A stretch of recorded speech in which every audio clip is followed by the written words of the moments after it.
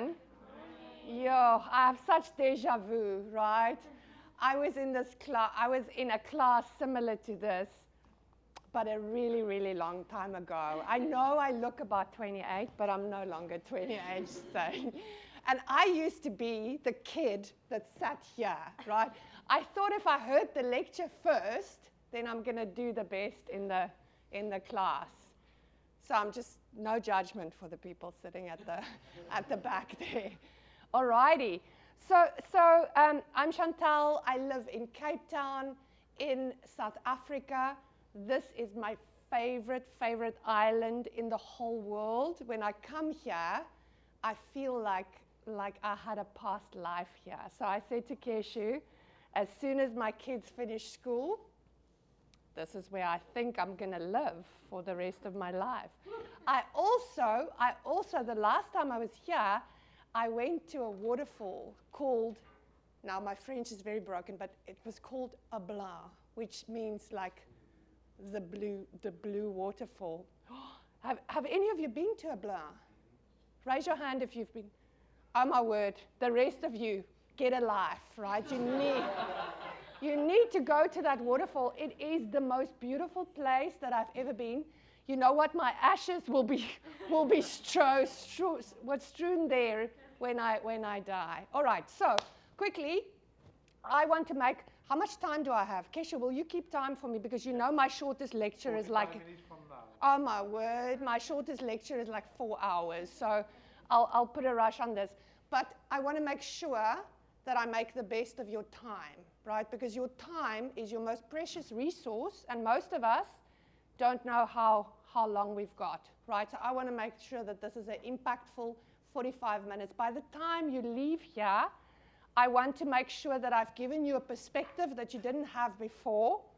I probably would have used some self-deprecating humor to make you laugh, right? So, and then I want to make sure that I give you a piece of wisdom that'll make you just incredibly successful. All right. May I take my jacket off? You know I came here with a jacket, right? But this island vibes, you know, where I come from, it's really cold. All right. So why did you come here this morning? What are you hoping to learn?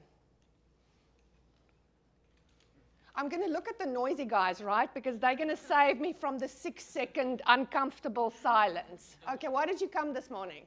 To learn more about customer experience, its value in marketing, and how to use it to boost our brand as well. Amazing. Okay, you're going to get a little bit of that. Someone else, why did you come here this morning? Beautiful young lady. To learn more about the company. Amazing. Okay, she came here because of me, people. She knew this was going to be funny. Okay.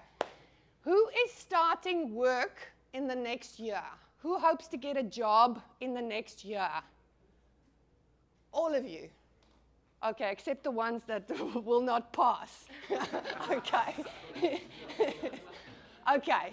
You need to start studying, right? If you were unsure, I saw some unsure hands, right? Get your shit together and just start studying. Okay, that's going to get you through. Okay, now, there might be some emotions that you feel around getting a job, right?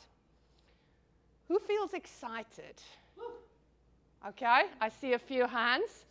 Okay. Who feels anxious? Okay. Okay.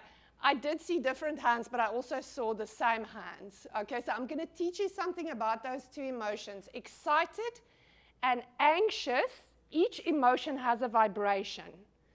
Those two are very close to each other, right? Which means we can trick ourselves when we're feeling that anxiety. We can trick ourselves to say this is actually just excitement. Okay. And if you breathe properly, you can tell your brain this is excitement. Right. Now, some of the emotions that we don't like to declare publicly is fear. Right? And when you think about getting a job, there might be a lot of fear around getting a job, right?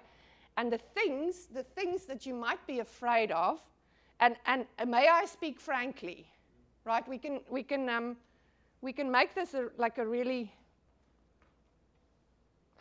I'm not getting my passcode right. We can make this, you see, when you talk and put in the passcode at the same time, you're never going to get it right, right? We can make this a very nice, neat lecture where you feel great about yourself when you leave, but I prefer to be honest and then make you feel great about yourself. Okay, so some of the things, and I'm just looking at my notes here, some of the things that you might be afraid of and that I'm hoping to give you a different perspective on is, first of all, what if you do work that really sucks? Okay, you studied all this time, you worked so hard, then you get to your job and they give you stuff to do that sucks. Okay, so that's very much around your expectations of what you will be doing when you leave university. Right, now, I can tell you, I did a degree in mathematics and computer science, and I had business economics, and I worked very hard. I came out of a family, we had no money, and my parents said, you'll get one chance, right? And if you don't pass, that's it. So I worked really, really hard, and I did some extra jobs, and when I finished my degree, right, I was also a little bit younger, so my parents sent me to school when I was 5. So I got my degree when I was 19, right? So I thought I was the shits, right? I walked into this company. My mother, she went me to buy some suits, right? And she helped me buy some suits. She got credit for me. People credit. That's terrible, right? But I walked in there and I went like, oh, I'm so smart. I just got my degree and you should worship me. I tell you what, they gave me work that sucked. Okay? Real work that sucked. And you will not believe it. The first guy that I worked with, he was from Mauritius, right? He could hardly speak any English, right? I grew up in Afrikaans. I went to an Afrikaans university. I could hardly speak English, so it was my broken English and his French, right? I worked with him for 3 months, right? After that, we could speak English perfectly, right? Unfortunately, I never learned French from him, but we were on a project together, and we did that work that sucked, right? And then I learned how to negotiate. So I'm going to give you some clues into the skills that will get you to the next level. And that's really about shining at the work that sucks and being able to negotiate your way into getting more challenges and more challenging work that makes you happy. Welcome to the colleagues who just came in. You don't need to look apologetic, right? I know you really wanted to be here and you were running from another class. Look at that, man. Yo, I love your shirt, by the way. All right, so first fear, work that sucks. Second fear, you suck. Oh, come on. You've all looked in the mirror and looked at your results and you go like, I suck. Okay, now, there's 2 underlying issues with the fact that you think you suck, okay? The one is a confidence issue, right? The second one is a skill issue. Now, if you join a company and you're in your first job and you don't suck, right? You got a problem. That means you're dishonest, right? He's laughing a lot. So you're always going to suck at something that you do the first time, right? But it's about the desire to master. It's about being humble and learning from the best. The person who looks the smartest, right? Always the nicest suit, right? And you go, I really need a mentor. I don't know how to do this and I want to be honest. Show me how to do this.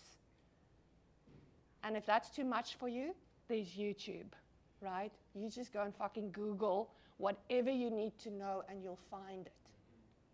And then you do it over and over and over again until you have mastery.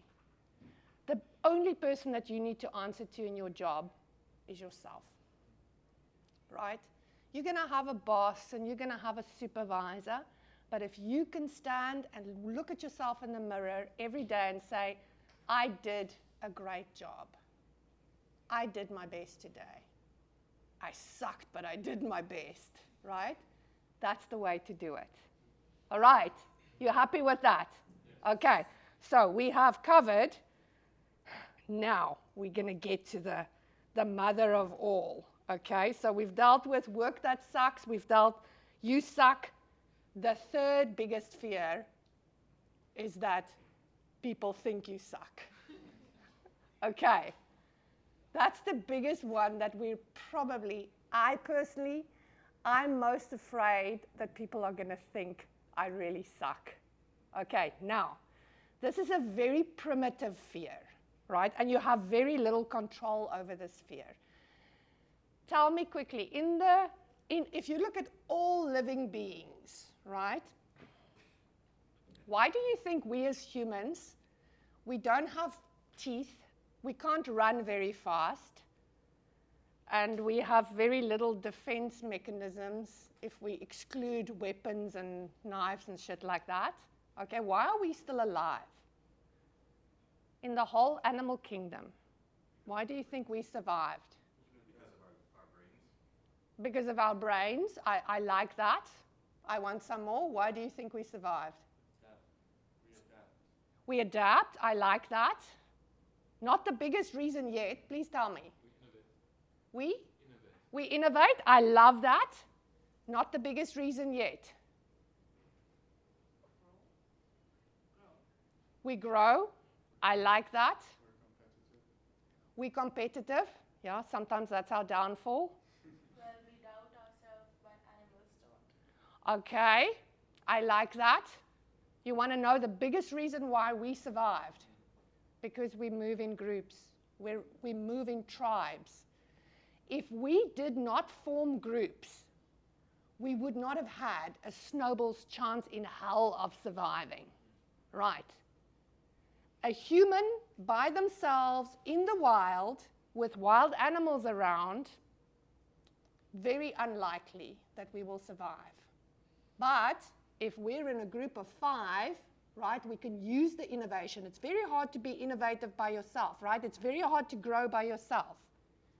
So the biggest thing about people thinking that you suck, right? A lot of that we make up in our minds, but that essentially says to me that you don't fit in. And if I don't fit in, everything in my prehistoric brain is going to go, you better fit in, otherwise you're going to die. So for me, when you enter the job market, that's going to be your biggest challenge to conquer, is that feeling of, I need to fit in. I need to belong here. Now, just quickly, I have been working, and don't calculate my age now, right? I've been working for 32 years. All right? I've been in business for 32 years, of which I ran my own company for the last, yes, I know, I hardly look 32, right? Been running my own company for the last 12 years, right?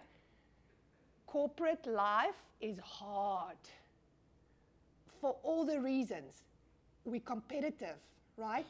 In a corporate, if you're really, really smart and you want people to know that you're really, really smart and you go, oh, look what I did. Oh, you know, that project, I delivered that.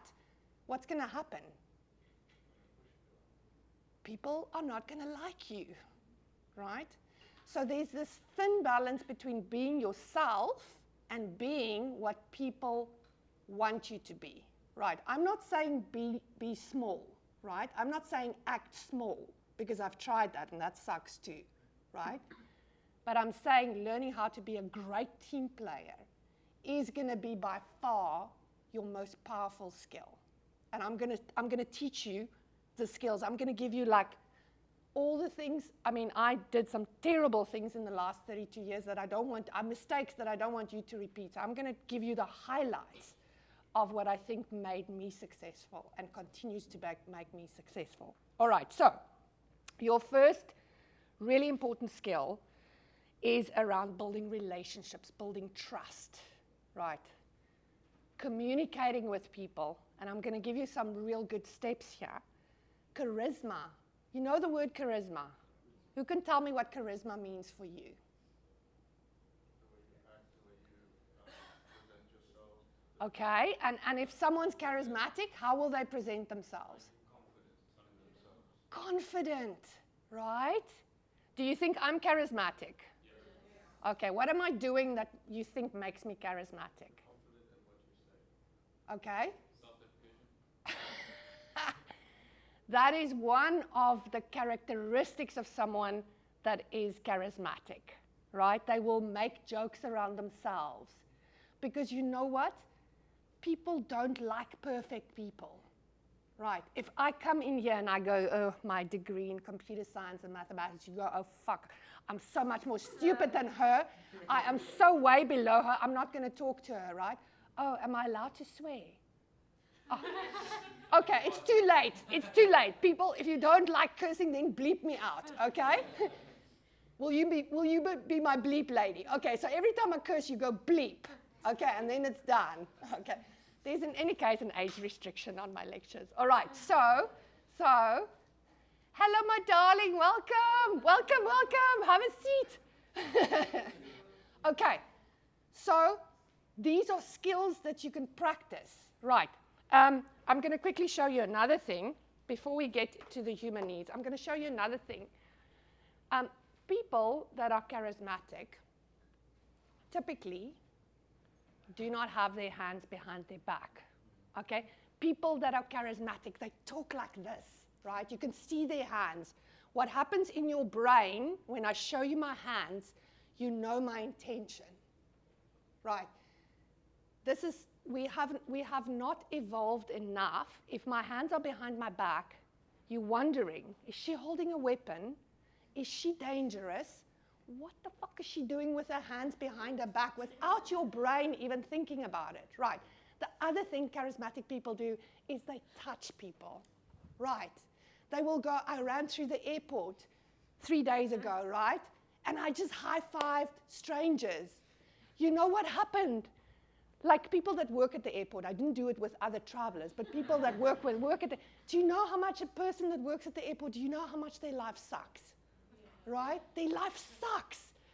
If a person speaks to them at the airport, it means something's wrong and they want to complain, right?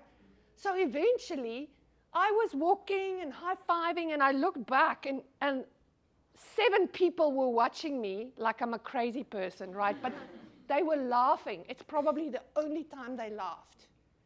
So wherever I go, I use this opportunity to practice those skills. To say to someone, listen, your job sucks. And you know what? Your job sucks. And you know what? I'm not going to make it harder. I want to say thank you for all of the people that you speak to that's so full of shit and complain to you day in and day out. Oh, there we go. There we go. Look at her. Man, that was good. That was so good. Thank you. Did you hear that bleep? I mean, she's very careful not to offend me. She goes like, bleep, bleep. Okay, so that's a really, really important skill. So I want to quickly give you a few other pointers. How am I doing on time, Keshu? Half an hour. Okay, people, I'm going to have to speed this up. Okay, so I want to very quickly teach you about the human needs, okay? So some of you might have done who did Maslow's hierarchy? Okay, this is a little bit different, but same vein. This is Tony Robbins talking about human needs. Okay. So we all have the need of certainty. Okay, and if we're completely certain, what happens to us? We get bored out of our skulls, right? So we need also variety. Then we need significance. We need to know that we matter. And if you don't have, you'll find it somehow. Okay? Violence is the quickest way to get a sense of significance, right? And I'll do it with, if I threaten her, right? Even if I approach her in a threatening manner, right? I'm making myself taller than her. Her brain's going to go, this is danger, right? And immediately there's a power differential, right? So that's why violence And that's why anger is such an addictive emotion, right? Because it immediately gives me significance. Anger fills my body with cortisol, with adrenaline, right? And when I'm in that state, I feel incredibly powerful. Okay, but the next thing I need is connection and love. Okay, if I don't get that, some of my other mechanisms to get it, smoking, drinking, drugs. If I don't have connection and love in my life, porn, sex addiction, that's what it gives you, momentarily. Right, there's other healthier ways to do that. I can tell you online dating is not one of them. Okay, so these four, every human being needs these four, right? And then we look at growth. I'm so glad you mentioned this. Growth with a W, okay? So we all need growth, and these are called like needs of the spirit, right? This is when I got these four, I can move on to that. And then contribution. So contributing beyond myself, giving to others, knowing that I'm doing good in the world and nobody's going to pay me for it or thank me for it, right? Now, so some of these, we all need these, but you have a leading need here, right? And if your leading need is significance, you're probably never, ever, ever going to feel good enough, because nobody's going to make you feel that sense of I matter until you do it yourself. So these human needs, the reason why I'm explaining this to you is it's really important that you understand yourself and go, okay, this is what drives me. And sometimes I realize very, very, very quickly, I want certainty and I want significance, right? So in whatever work environment, personal relationships, I want to be in control. Do you think it's nice to be in a relationship with someone, work or personal, with someone that always wants control? It's not. Okay, so I had to really become self-aware and say, how do I do this? How can I learn more about myself? And on the other side, that is fear, right? That's why I want to be in control. Now, if I can manage my fear, then I become much better team player. Right. Significance, this is also fear. And I went like, oh shit, fear is sitting behind such a lot of what we do. And it's not to say you shouldn't have fear, but if you're aware of it, you can manage it so much better. Right. If you're in conflict with another person, likelihood is behind them there's a bunch of fear. I'm just going to draw a bag. Okay, there's a bag of fear that they drag around. And if you understand that in your life, it can be very different. All right, understanding that when fear is in the driving seat, you got a problem. Okay, Elizabeth Gilbert, she writes in her book, Big Magic, she says, she goes on a road trip with fear, right? She doesn't let fear drive or touch the radio. He must sit in the back seat, right? He's not allowed to plan the route. He can have a voice, but no making decisions. And I think that's such a good metaphor for saying you cannot be without fear, but when you have a dialogue with it, it becomes easier. Now, you didn't know this morning you would come to a lecture on fear, right? That fear sits behind so much of what we do. And if you can learn that now, I can save you 32 years of heartbreak. Okay, so I want to quickly say to you, so in understanding this, you have two choices in any relationship, in any job relationship, right? You can either be yourself, okay, you can be real, or you can be false. Okay, the thing, the big upside of being real is you can't fail at being real, right? The downside of being false, and that's having this massive ego. I had a colleague, and she said, like she met with the CEO on a weekly basis, and she said, you know, the ego would come in the room, and about 15 minutes later, the man would arrive, right? Because he was trying to be something that he's not. He was trying to be this perfect person, and none of us are perfect, right? So the thing with this, if you're something that you're not, and people don't like you, they're actually not liking a false identity. They never had the chance to meet the real person, right? The downside of being real, okay, you might feel vulnerable, but the thing with this, you're going to get there eventually, right? You might have a little bit of fear, like if they don't like me. And there, your biggest thing is get to love the real self. Talk to yourself in the mirror. So many people think it's like the people that dance around the trees and fucking howl at the moon, right? Talk to yourself. Go and look on YouTube for affirmations. Our language matters so much. I want to tell you something incredible about language. And we have a free workshop every month, right? So if you like what I'm telling you today, we will make sure that you get an invite to those free workshops. The last workshop I did was on words. There's this Japanese doctor, Yakimoto or something like that. He did research, and he took water and put it next to a sound machine that would make the sound of the words, right? It would form water crystals.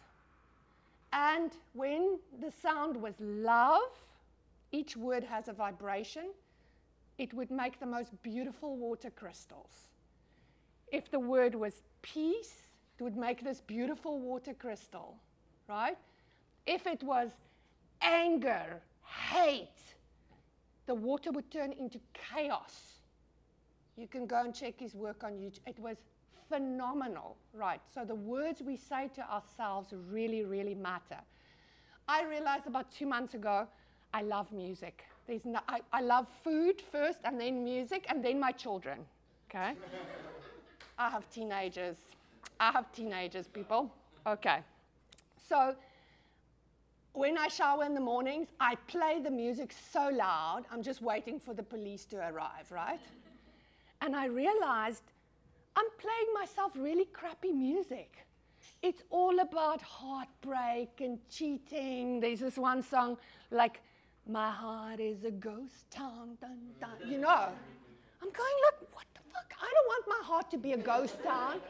I want my heart to be more like the beachcomber, you know, like everybody just get in, we do some activities, right? And I thought, I'm playing myself all this negative music. This sucks. I need to find more positive music. And when I found this research on the words, I realized my body is like, what, 80% water. Do you know how much chaos I'm creating by putting this shit into my ears? So be careful. And I'm not saying like my heart is a ghost town. It's a really nice song to dance to, right? Dance to it. I'm not saying that. I'm just saying be careful. The most terrible things I tell myself is in my head, right? I'm going, you're not fast enough. You don't work hard enough. You know, you shouldn't slack off. No, don't spend the money on that. That's what my internal voice sounds like. So be careful. And when your internal voice says stuff to you that's not nice, you stop it and you say, stop. Is that true? Is that true? Should I work harder? No, shouldn't work harder. I should actually love myself more. All right, so those internal voices are really important. Now, I want to give you the steps to step out of your ego, right? So how you can become a much better team player. One of the first power skills is listening, right? And you all got a set of ears, right? And I know you're listening to me right now.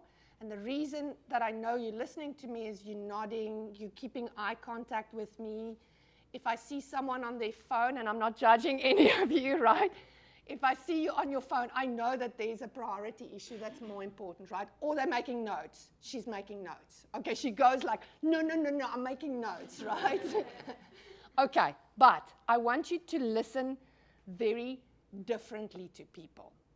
I don't want you to think about the next class. I don't want you to plan your schedule or think about, what am I going to do tonight, right? If you really listen to someone and you listen to their words and their heart, this is going to make you a superhero. The reason why is many of us do not feel heard. You know that feeling of not feeling heard, right? My kids get it often. They talk to me and I go, uh-huh, uh-huh, uh-huh. And my daughter says, Mama, I just asked whether I can get a tattoo and you said, uh-huh. Okay, she can get a tattoo, but much, much later. Okay, so there's an incredible, and I want you to make a note of this. There's a guy called Chris Voss. He is the best hostage negotiator around the world. If you have not heard about him, go on YouTube. There's tons of his stuff on YouTube, right? And he teaches people how to negotiate, and he teaches people how to validate people when you're having a discussion. So let's see how well you have been listening. What do you know about me that's personal? What did I tell you about me that's personal? Go for it. You have teenage daughters. Okay, I have teenage kids. Perfect. Well done. You love music and food more than your kids. I love music and food more than my kids. Okay. I've been working for 32 years, even though I don't look it. Yes. You graduated at 19? I graduated at 19. There we go. I've been running my company for 12 years. Okay, go for it, my friend. Ah, there we go. I had a Mauritian colleague. If I think back, he was actually quite hot, hey? I grew up Afrikaans, amazing, and he knows the accent. Go for it. You're from South Africa. Ah, there we go. I thought he was going to go. She does online dating. Go for it. Your first job, they gave you work That sucked. Amazing, amazing. Okay, so now you listened very carefully to the words that I told you, right? Now, if you followed Chris Voss's philosophies and what he teaches, right, you might say to me, Chantal, it sounds like it's tough being the mom of teenage kids. So now you're listening because I told you stuff not directly, but I gave you clues. I love my kids so much, right? But boy, does it hurt sometimes. The fact that they think I'm so uncool and I'm old and I'm expired and I don't speak the same language as them on WhatsApp. And my daughter said, Mama, shut down your Instagram. It's an embarrassment to our whole family, the stuff that you do on there. Okay? So you're listening to my heart now, and you might say, sure, it sounds like sometimes your teenage kids hurt you. What I'm going to do then is say to you, you have no idea. I'm a single mom to these 3 kids. I love them so much. You know how painful it was to give birth to them? And some days I just want to put a pillow over their heads and smother them.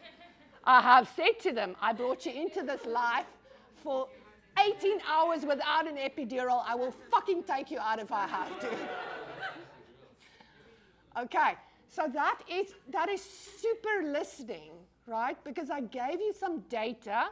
If you do something with the data, right, then you can start connecting the dots. So I want you to listen for words and heart. And that is, you asking, when are we going to get to the customer experience stuff? We will get there in the last 5 minutes. Because life is not about customer experience. Life is about this skill of listening to the heart makes you superb at customer experience, because your first job should not be to solve the problem. You will get there, but your first job is to connect. That is what makes for charismatic people, is they connect. They take the data, and people give us so much data, right? If I said to you, listen, I'm sorry, I'm a little bit late this morning because my in-laws, they're both in hospital, we're trying to find them a place to stay, and you go, okay, no, that's okay, just start your lecture. That's not connection. Connection is, I can see you're really flustered, I can see Your eyes a little bit red. I can see you're very emotional about this. You care about them deeply. Take a deep breath. We can start the class 3 minutes late. Doesn't matter. That's connection. And if you can learn that, you're going to be incredibly, ridiculously successful. You know why? Because most people don't do that. Most people go for, oh, give me your ID number and I'll quickly look this up. You know, okay, what's your bank account number? Not like, yo, I'm so sorry, my parents are also older. Make the connection above the transaction, and that's going to make you ridiculously successful in life. Because people want to speak to people who care about them. People don't want to speak to people that are transactionally excellent. Anybody can be transactionally excellent. Okay, so that's Chris Voss. I want you to go and study up on him. He teaches all these techniques, right? I told you, wherever I travel, the airports are a brilliant place to test these techniques, right? This environment that you're in, brilliant to test these techniques. He's got a fantastic technique where if someone says to you, hey, you know, I love food so much, and I was at this restaurant last night, and they mucked up the ingredients. If you repeat the last 3 words that I said and make it a question, I'm going to tell you so much more, right? So if we were talking, you would say, they mucked up the ingredients? And I'll go, yeah, you know, there was this fresh stuff they had, you know, these beautiful oysters and this beautiful stuff, and they just ruined it. Then you can go, ruined it? And I'm going to tell you more. That's all you need to do, but don't sound like a monkey, right? You want to practice this so that you repeat the last 2 or 3 words as a question, and I'm going to keep talking, and I'm going to go away from this conversation going, I love that guy. He understands me so well. What a fantastic guy. All he did was repeat the last 2 or 3 words that I said as a question. But it's going to make me feel like he's really, really listening to me. In customer service, it works a charm. Okay, now, we talked a little bit about being charismatic, right? And we said humor makes a person charismatic. Touch, but not in a weird, like, you know, you're going to get reported kind of way, okay? No ass grabbing, boob grabbing, none of that shit, right? You just want to kind of lightly, you know, touch. Oh, sorry, beep. Did you see? Beep. Okay. Just lightly touch the arm, right? But not in a freaky way. And if you touch someone's arm and they move away from you, yeah, that's borderline. That's borderline. Yeah, if he moves a seat, you know, don't do that again, right? But as humans, what happens if we touch each other, we trust each other, right? And you'll know when someone, your radar's like good, right? When someone touches you and you go like, okay? But if you watch, I want to give you another name, Vanessa Van Edwards. She's got a ton of videos on her website, and she shows like, who's that gorgeous movie star? I can see his face, but I can't remember his name. Wait, you see menopause? I'm in menopause. I forget stuff. Okay, anyway, doesn't matter. But she shows these movie stars coming onto these interview shows, and what they do when they walk into these shows. And it's gorgeous. She shows these tutorials of exactly, watch them, understand what they do. Incredibly charismatic. Then, we've spoken about hands visible. People that tell stories, right? Our brains are hardwired for stories, right? So if I tell you the story, I was born on a farm, and I lived in this gorgeous, gorgeous mud house. It was made of, you know, the ant hills, right? They cut bricks out of the ant hills. Then they build these houses, and they take cow dung, and they plaster it with cow dung. We call it a hartebeeshuis. And my Setswana name was Mapula, because I was queen of the rain. The day I was born, it rained, and they christened me Mapula. And I lived in this beautiful house made of mud amongst cattle. And I had these huge cattle, and my mother was always scared that they would step on me, and they never stepped on me because they were my cattle, you know. And my dad used to take my arms and swing me over, and they had big horns, right? I didn't use the swear word I wanted to because it's, you know, now I care about her, and she's going to have to unnecessarily bleep, right? But they had these big horns, right? My mother said, you're going to puncture our child, but he never did because I was Mapula and those were my cattle, right? When you see me in 10 years' time, you're probably going to remember that story, right? Because it's an endearing story of a little girl that loved cattle. That's what charismatic people do. Okay, the next skill I want to talk about, you see I'm talking faster in case she's looking at his watch. 7 minutes. Okay. Is it okay to take some pictures? Sure. Just not of my backside. There's some pictures you have to pay for, right? Okay. Oh, come on. The people that are laughing and such a judgmental, everybody's got a prize. Especially when you get to menopause. Your price goes down. Okay. We want to talk about problem solving. Problem solving. Okay. So the thing about problem solving, you talked about innovation, problem solving. We can all solve problems, but our biggest problem with problem solving is, no surprise, what do you think is the biggest problem with problem solving?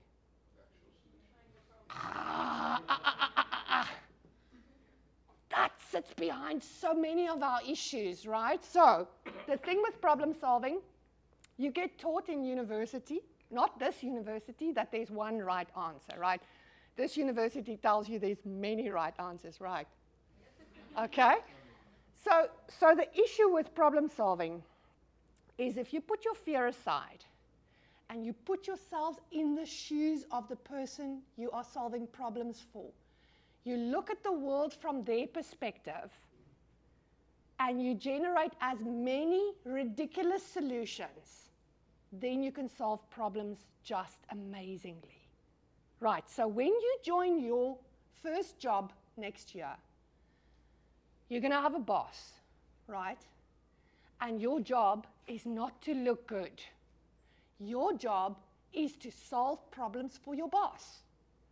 But to solve problems for your boss, you've got to understand what their problems are.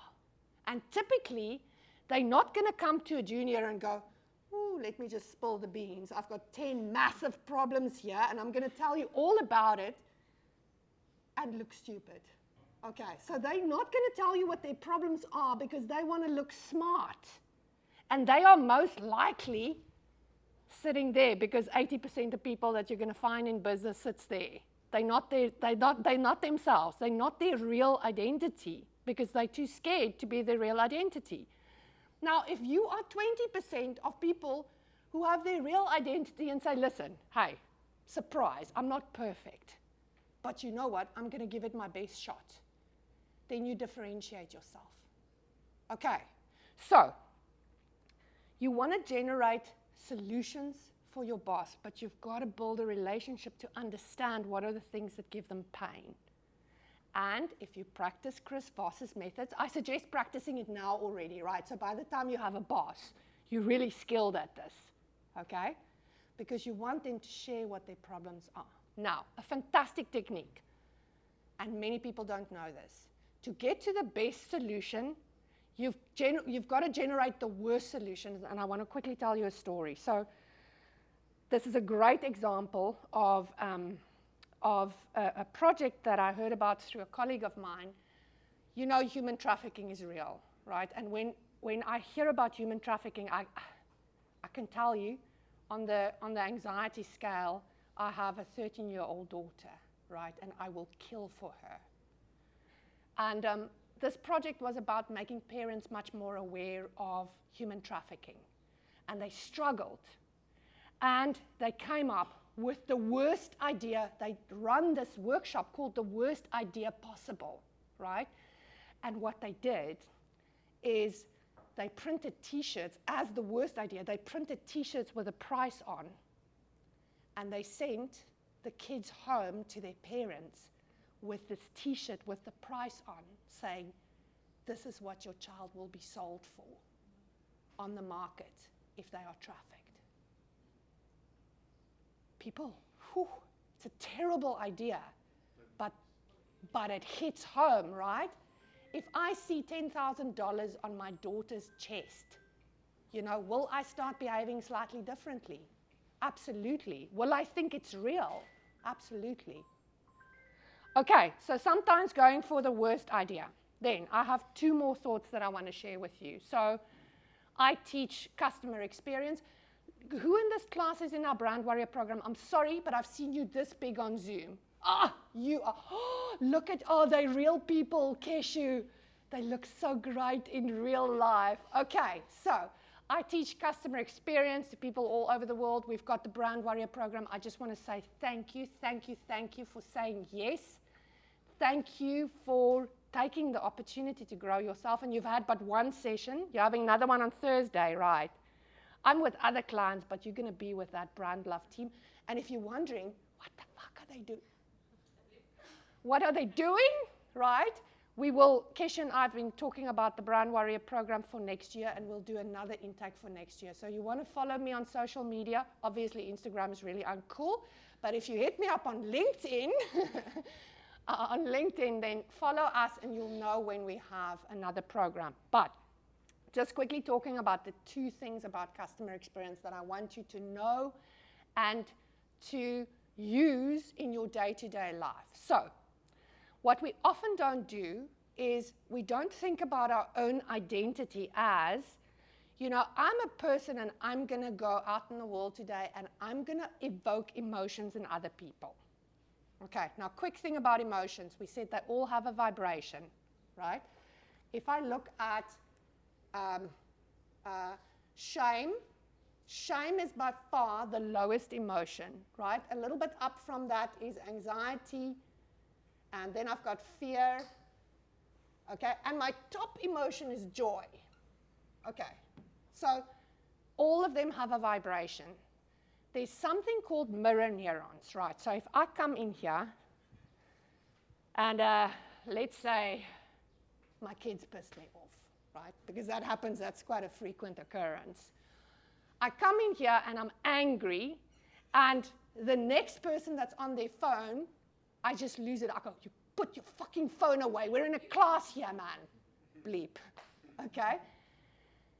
The likelihood that I'm going to trigger anger in this whole class is very, very, very high, because your brain says to you, if she's angry about something, I've got to be angry about something, and it's much better if we're all angry and we can all fight the saber-toothed tiger that she saw outside, because she knows something's going to threaten us. That is evolutionary. You cannot stop it. And even if you don't show it, if they put you in an MRI scanner, while I'm angry, your brain will have the same patterns as mine. We cannot interrupt this, right? Unless we breathe and we say, oh, they're angry. What sits behind anger? Because anger is often a smokescreen for other stuff. Anger is a smokescreen emotion. So it covers anxiety, fear, shame, all the shit that we don't want to feel. Right, so we breathe 4 times, 4 counts in, you pause 4. This is what the Navy SEALs do if they get really agitated. It's called combat breathing, right? Go and Google it. So you can breathe and interrupt it. But the power of that is, if I'm feeling shitty, right, the quickest way I can change my state is by doing something physical, right? The quickest way I can change my state if I don't have time is by shaking. Do we have time? Quickly get up. I'm going to show you a trick. Quickly get up. All I want you to do is just this. Don't worry about the wobbly bits. We've all got them. Okay? Quickly. Okay, I want you to go faster. Fingers, legs, legs. Okay, shake a little bit more. Okay, I'm going to show you something amazing. And I'm not charging you for any of this, by the way. This comes for free. Okay, now, hold your hands like this. What do you feel? Okay, that's electricity. Okay, what we've just done, we've changed the electricity in our body. We've made all the cells awake. Right. We've processed cortisol, so our bodies are going, Oh, that feels quite nice. And I didn't have to take illegal drugs to feel nice. Okay, great. You can sit down. Quickest way to change state is by shaking. Okay, they use it in the treatment of PTSD. Now, the amazing thing, and the thing that I want to borrow from customer experience is you can choose your target emotion. Right. I came in here this morning. I said, how do I want them to feel? I want them to feel a little bit of joy, right? A little bit of joy, right? Because I'm going to make jokes. I want them to feel more confident, and I want them to feel empowered. Okay, that's what I set my target. Do you think I achieved a little bit of that target? Give me a hand. Did I achieve a little bit of that target? Okay? Not. There we go. There we go. Okay, a little bit of that target. Okay. So it's not the same experience for everyone, right? The religious people in the room, they're going to go, oh, she said the F word 5 times. I'm going to have to pray for her this evening. I did like some of the wisdom, but I'm still going to pray for her this evening, right? So we don't all have exactly the same experience. But she's laughing. But if you set your target, you have a much higher likelihood that you change, right? And if I see some of you mirror me, that makes me happy, right? And if I'm happy, I'm authentically happy. All right. So I want you to take away from today that these skills, listening, charisma, negotiation, they're all available to you for free. 80% of people don't do that shit, and that's why we hate them. So you can choose whether you want to be the one that stands out, whether you're going to be the best team player. And these are typically the skills that we struggle to introduce into schools and universities. These are the skills that make you successful. I'm not saying neglect any of the other skills, right? But true mastery is about always being curious, staying hungry, staying ambitious, understanding, am I real or am I hiding behind an ego? Because this will get you some of the way, right? If you're competitive enough, if you kill everyone around you, you're going to be the most successful. But do you want to do it like that? That's my question. All right, so I want to say thank you for laughing with my jokes. I want to say special, let's just clap hands for my beeper, okay? She's been awesome, all right? Thank you for my brand warriors that took the time out. And for the rest of you, please follow us on, we've got a lovely Facebook page for Brand Love. Follow that Facebook page. We share a lot of stuff there. Hit me up on LinkedIn. Do not hit me up on Tinder because I deleted my profile after too many dick pics. And you don't have to bleep that one. All right, so thank you. I'm going to be around for a few minutes if you have questions.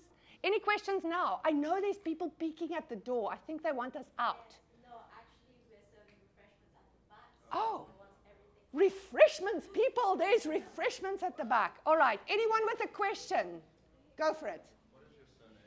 Oh, Botha. Chantal Botha. B-O-T-H-A.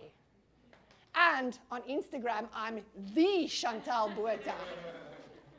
All right, thank you, everyone. I'll join you there for refreshments. If you want to chat to me, please feel free. Thank you. Thank you.